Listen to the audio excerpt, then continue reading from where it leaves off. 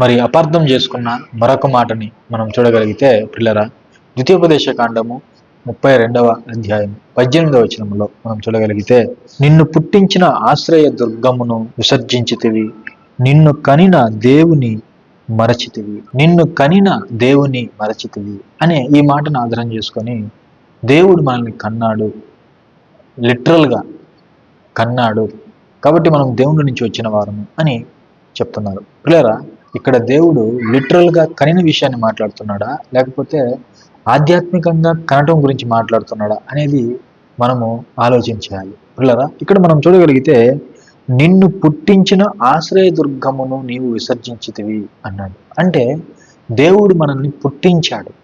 పిల్లరా, దేవుడు మనల్ని పుట్టించాడు. ఎక్కడి నుండి? తనలో నుండి కాదు. ఒకసారి మనము మొదటి కొరింథీయులకు రాసినటువంటి పత్రిక 15వ అధ్యాయము 47వ వచనాన్ని మనం చూడగలిగితే, మొదటి మనుష్యుడు భూ సంబంధి అయి మంటి నుండి పుట్టినవాడు, రెండవ మనుష్యుడు పరలోకము నుండి వచ్చినవాడు. లేదా ఇక్కడ మొదటి మనిషి గురించి మాట్లాడుతూ, మొదటి మనిషి అయినటువంటి ఆదాముని దేవుడు మట్టి నుండి పుట్టించాడు. లేదా మట్టి నుండి పుట్టించాడు. ఆ విధంగా మనలందరినీ కూడా మట్టి నుండి, అంటే ఆదాముల నుండి వచ్చిన మనం అందరము కూడా మరి ఆదాము యొక్క స్వభావాన్ని, మంటి పోలికనే ధరించుకొని ఉన్నాం అనేది సత్యము. అందుకే పిల్లరా, నీవు మన్నే గనుక తిరిగి మన్నైపోదువు అని దేవుడు ఆదాముతో చెప్పాడు. మరి మనం అందరము కూడా పిల్లరా అదే స్వభావాన్ని మనము ధరించుకొని ఉన్నాము. కాబట్టి ఇక్కడ దేవుడు నిన్ను పుట్టించిన అనగానే మనము మంటి మనుషులమని గుర్తుపెట్టుకోవాలి. వాళ్ళందరినీ కూడా దేవుడు తల్లి గర్భములో పుట్టించాడు అనేది మనము గ్రహించాలి. అయితే నిన్ను కనిన దేవుడు అనేది పిల్లరా, ఇది ఇశ్రాయేలు గురించి మాట్లాడుతున్నటువంటి మాట.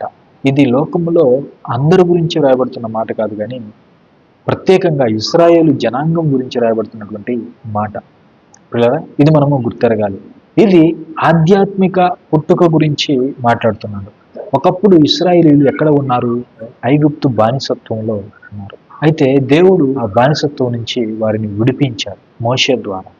పిల్లరా, అది వారికి నూతనమైనటువంటి జీవితం, ఆ జనాంగానికి నూతనమైనటువంటి పుట్టుక. ఈరోజు క్రైస్తవులమైనటువంటి మనకు నూతనమైన పుట్టుక ఏది అని అంటే, బాప్తిస్మం ద్వారా యేసుక్రీస్తు ప్రభువుని అంగీకరించడం ద్వారా బాప్తిస్మం తీసుకున్నటువంటి మనకు దేవుడు తన కుమారుని ఆత్మను అనుగ్రహించాడు, పరిశుద్ధాత్మను మనకు అనుగ్రహించాడు. తద్వారా మనము నూతన సృష్టిగా చేయబడ్డాము. అంటే ఆధ్యాత్మికంగా దేవుడు మనను కన్నాడు అనే మాట మనం చూస్తాం. యాకోబు పత్రిక ఒకసారి చూడండి. యాకోబు పత్రిక 1వ అధ్యాయంలో 18వ వచనం మనం చూడగలిగితే, ఆయన తాను సృష్టించిన వాటిలో, పిల్లరా, ఆయన తాను సృష్టించిన వాటిలో అంటే దేవుడు సమస్తాన్ని సృజించాడు, ఈ విశ్వాన్ని సృజించాడు, సకల జీవరాశులను సృజించాడు, అందులో 6వ దినమున మనిషిని కూడా సృజించాడు. తాను సృజించిన వాటిలో చూడండి, మనము ప్రథమ ఫలముగా ఉండునట్లు సత్యవాక్యము వలన మనలను తన సంకల్పము ప్రకారము కనెను అంటున్నాడు. అంటే తన వాక్య ప్రకారము, తన సంకల్పము చొప్పున, తన సత్యవాక్యం వలన సువార్తను మనకు అనుగ్రహించటం ద్వారా, సువార్తను మనం నమ్మటం ద్వారా దేవుడు తన కుమారుని యొక్క రాజ్యంలోనికి మనల్ని చేర్చి మనల్ని నూతన సృష్టిగా చేశాడు. దీనిని కనడము అనే పదాన్ని ఉపయోగిస్తూ దేవుడు మాట్లాడుతున్నాడు. అంటే ఇది ఆధ్యాత్మిక పుట్టుక అని మనకు అర్థమవుతుంది. కాబట్టి కనడము అనగానే ఇది ఆధ్యాత్మికంగా వర్తించే మాటగా మనము తీసుకోవాలి. అలాగే ఇశ్రాయేలును కూడా ఒకప్పుడు పాపములో ఉన్నటువంటి వారిని దేవుడు మోషేని పంపించి వారిని విడిపించాడు. వారి గురించి దేవుడు ఏమని మాట్లాడుతున్నాడు? కొన్ని మాటలు మనం చూడగలిగితే నిర్గమాకాండము 19వ అధ్యాయంలో పిల్లరా చూడండి, 5వ వచనం నుండి మనం చూడగలిగితే, కాగా మీరు నా మాట శ్రద్ధగా విని నా నిబంధన అనుసరించి నడిచిన యెడల మీరు సమస్త జనులలో నాకు స్వకీయ సంపాద్యమగుదురు, సమస్త భూమియు నాదే గదా, మీరు నాకు యాజక రూపమైన రాజ్యముగాను పరిశుద్ధమైన జనముగాను ఉందురని చెప్పుము. నీవు ఇశ్రాయేలుతో పలుకోవలసిన మాటలు ఇవే అని చెప్పగా, చూడండి ఇక్కడ సకల జనాంగములలో నుండి ఇశ్రాయేలు అనే జనాంగాన్ని ఏర్పాటు చేసుకున్న తర్వాత దేవుడు వారిని తన యుద్ధకు పిలుచుకున్న తర్వాత చెప్తున్నటువంటి మాటలు, మీరు పరిశుద్ధమైన జనాంగము, మీరు నాకు యాజకులు అని దేవుడు చెప్తున్నాడు. మొదటి పేతురు పత్రిక 2వ అధ్యాయం 9వ వచనంలో కూడా మన గురించి దేవుడు చెబుతున్నాడు. మీరు రాజులైన యాజక సమూహమును, పరిశుద్ధ జనమును, దేవుని సొత్తైన ప్రజలనై ఉన్నారు. పిల్లరా, అంటే మనం నూతన సృష్టి. ఈరోజు ఆ కాలంలో పాత నిబంధనలో ఇశ్రాయేలీయులు నూతన సృష్టిగా ఉన్నారు. వారు కూడా బాప్తిస్మం తీసుకున్నారు. మొదటి కొరింథీయుల పత్రిక 10వ అధ్యాయంలో పౌలు గారు మనకు తెలియజేస్తున్నారు. ఆ మాట కూడా ఒకసారి మనం చూసుకుందాం. ప్రారంభం నుండి మనము చూడగలిగితే, పిల్లరా సహోదరులారా, ఈ సంగతి మీకు తెలియకున్నట్టు నాకు ఇష్టం లేదు. అదేమనగా మన పితరులందరూ మేఘము క్రింద ఉండిరి, వారందరూ సముద్రములో నడిచిపోయిరి. అందరూ మోషేను బట్టి మేఘములోను సముద్రములోను బాప్తిస్మం పొందిరి. అందరూ ఆత్మ సంబంధమైన ఒకే ఆహారమును భుజించిరి. అందరూ ఆత్మ సంబంధమైన ఒకే పానీయము పానము చేసిరి. ఎలయనగా తమ్మును వెంబడించిన ఆత్మ సంబంధమైన బండలోనిది త్రాగిరి. ఆ బండ క్రీస్తే. చూడండి, ఆ రోజు కూడా వారు క్రీస్తు ద్వారా విడిపించబడ్డారు, క్రీస్తు ద్వారా నడిపింపబడ్డారు అని మనకు అర్థమవుతుంది. చూడండి, ఇది వారికి నూతనమైనటువంటి సృష్టి. అందుకే దేవుడు ద్వితీయోపదేశకాండం 32వ అధ్యాయం 18వ వచనంలో నిన్ను కనిన దేవుని మరచితివి అనే మాట ఉపయోగిస్తున్నాడు. దానికి ప్రారంభంలో నిన్ను పుట్టించిన దేవుని విసర్జించితివి అని అన్నాడు. తల్లి గర్భంలో పుట్టించాడు. మొదటి మనిషి అయినటువంటి ఆదాముని నేల మంటి నుండి పుట్టించాడు. మనమందరం కూడా మట్టి మనుషులము అనే సత్యాన్ని మనము గుర్తించాలి. కాబట్టి పిల్లగా మనం వచనాన్ని అపార్థం చేసుకోకూడదు. పౌలు గారు కూడా ఫిలోమోనుకు పత్రిక రాస్తూ ఒక మాట తెలియజేశారు. చూడండి, ఫిలోమోను పత్రిక 1వ అధ్యాయం నుండి 10వ వచనంలో మనం చూడగలిగితే, క్రీస్తునందు నాకు బహుధైర్యము కలిగి ఉన్నను, వృద్ధుడను, ఇప్పుడు క్రీస్తు యేసు ఖైదీనై ఉన్న పౌలను నేను ప్రేమను బట్టి వేడుకునుట మరి మంచిదనుకొని నా బంధకములలో నేను కనిన నా కుమారుడు ఒనేసిము కోసరము నిన్ను వేడుకొనిచున్నాను. చూడండి, బంధకములలో నేను కనిన నా కుమారుడు. పౌలు గారు చెరసాలలో ఉన్నప్పుడు ఒనేసిము అనే కుమారుణ్ణి కన్నానని చెప్తున్నాడు. ఎలా కన్నాడు?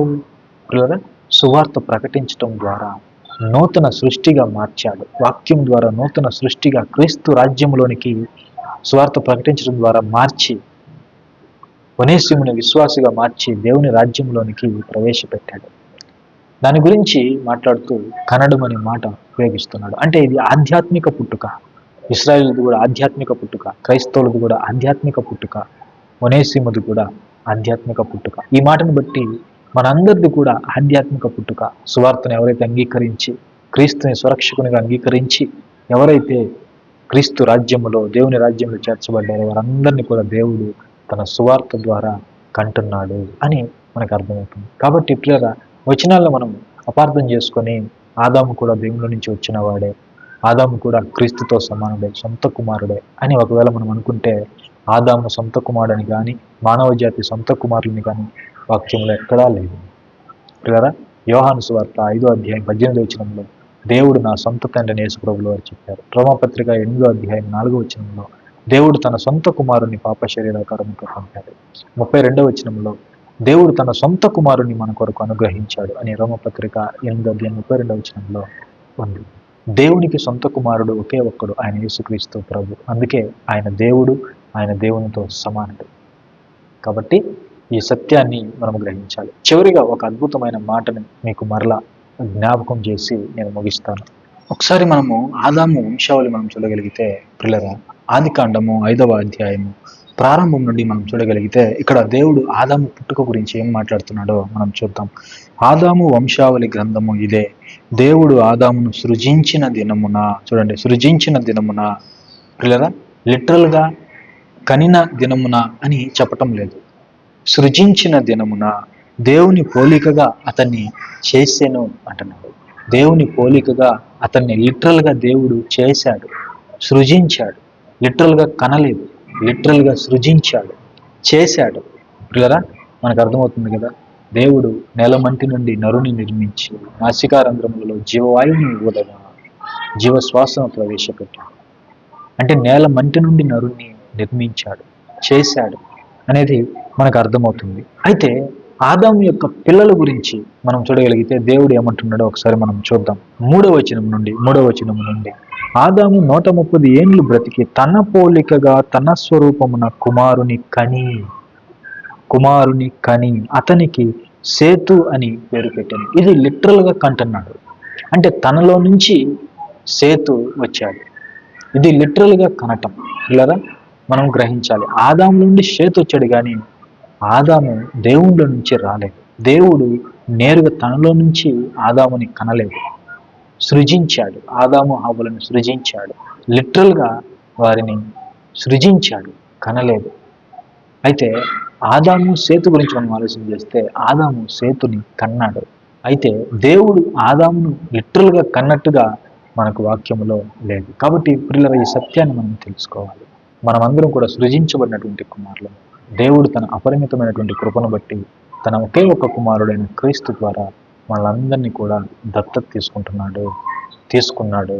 ఈరోజు మనం అందరం కూడా దేవుని రాజ్యంలో ఆయన పిల్లలుగా అధికారం కలిగి ఉన్నాం. కాబట్టి ఈ యొక్క దేవుని యొక్క కృపను బట్టి మనం సంతోషించాలే కానీ వాక్యానికి వ్యతిరేకంగా మనం ఆలోచన చేయకూడదు. కాబట్టి ఈ యొక్క సత్యము మీకు అర్థమైందని నేను భావిస్తున్నాను. మరి ప్రభు చిత్తం అయితే మరొక సందేశంతో మరలా కలుసుకుందాం. మరొకసారి మీ అందరికీ మన ప్రభువును మన రక్షకుడైన క్రీస్తు పేరిట నా యొక్క హృదయపూర్వక వందనాలు తెలియజేస్తూ మరి ఈ నా మాటలు ముగిస్తున్నాను. అందరికీ వందనాలు.